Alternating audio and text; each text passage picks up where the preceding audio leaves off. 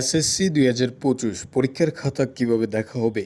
এই প্রশ্নটা নিয়ে অনেক শিক্ষার্থীর মনে ঘুরপাক খাচ্ছে যে আমাদের পরীক্ষার খাতাগুলো কিভাবে দেখা হবে।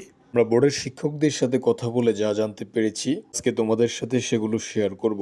মাধ্যমিক পর্যায়ে এসএসসি ২০২৫ পরীক্ষা বর্তমান চলমান। ইতিমধ্যে অনেকগুলো সাবজেক্টে পরীক্ষা শেষ হয়ে গেছে। এবার সেই খাতা চলে যাবে শিক্ষকদের কাছে। শিক্ষক মূল্যায়ন করে বোর্ডের কাছে পাঠাবে, যার উপর ভিত্তি করে রেজাল্ট তৈরি করা হবে। এভাবে চলতি বছরের এসএসসি পরীক্ষার খাতা মূল্যায়ন করা হবে জানতে চাওয়া হয়েছিল দায়িত্বরত কয়েকজন শিক্ষকদের কাছে। শিক্ষকরা বলেন, বিগত সরকারের আমলে পরীক্ষার খাতা দেখার ক্ষেত্রে নানান ধরনের কারচুরি ঘটনা আমরা দেখতে পেয়েছি। অনেক শিক্ষক নিজেরা মূল্যায়ন না করে অন্য কাউকে দিয়ে আমি খাতা দেখেছি এবং নম্বর যোগ করে এটা বোর্ডের কাছে পাঠিয়েছি।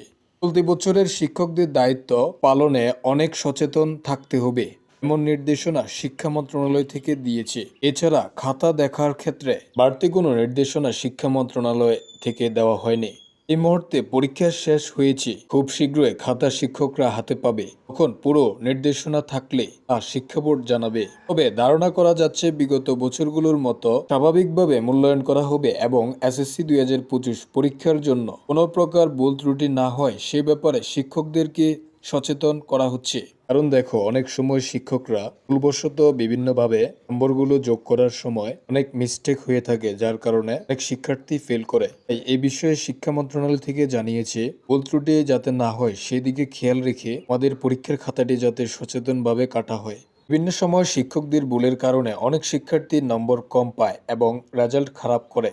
বিশেষ করে নাম্বার যোগ করতে গিয়ে ভুল হয় অথবা মূল্যায়ন করতে গিয়ে ভুল হয়। এই বিষয়গুলোর প্রতি বিশেষভাবে নজর দিতে হবে শিক্ষকদেরকে। সঠিকভাবে মূল্যায়ন করে নম্বরপত্র বোর্ডের কাছে পাঠাতে হবে, তার উপর ভিত্তি করে রেজাল্ট তৈরি করা হবে। চলতি বছরের এসএসসি পরীক্ষার খাতা মূল্যায়নের ক্ষেত্রে শিক্ষকরা বললেন, সৃজনশীল প্রশ্নের মূল্যায়নের বিষয়টি খুব গুরুত্বপূর্ণ। শিক্ষার্থীরা যদি কাঙ্ক্ষিত উত্তর লিখে থাকে তাহলে অবশ্যই নাম্বার পাবে।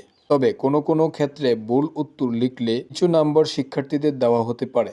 এখানে একটা বিষয় তোমাদেরকে জানিয়ে রাখি, শিক্ষকরা জানিয়েছে সৃজনশীলের ক খ যেই জ্ঞানমূলক এবং অনুধাবনমূলক প্রশ্নগুলো রয়েছে দুইটাতে কখনো ভুল করা যাবে না, নয়তো তুমি নাম্বার কম পাবে। আর বাকি সৃজনশীলের গ গ অংশ যদি বইয়ের সাথে রিলেটেড থাকে তাহলে কিছু অংশ হলেও নাম্বার পাওয়া যাবে। এটাই জানিয়েছেন শিক্ষা মন্ত্রণালয়। যেহেতু শিক্ষার্থীরা সেই হিসেবে তাকে কিছুটা নাম্বার দেওয়া যেতে পারে, তবে এটা শিক্ষকদের আলাদা আলাদা চিন্তা ভাবনার উপর নির্ভর করে। তবে শিক্ষা মন্ত্রণালয় থেকে এটাই জানিয়েছে যে তোমাদের এসএসসি ২০২৫ সালের খাতা স্বাভাবিক নিয়মেই দেখা হবে।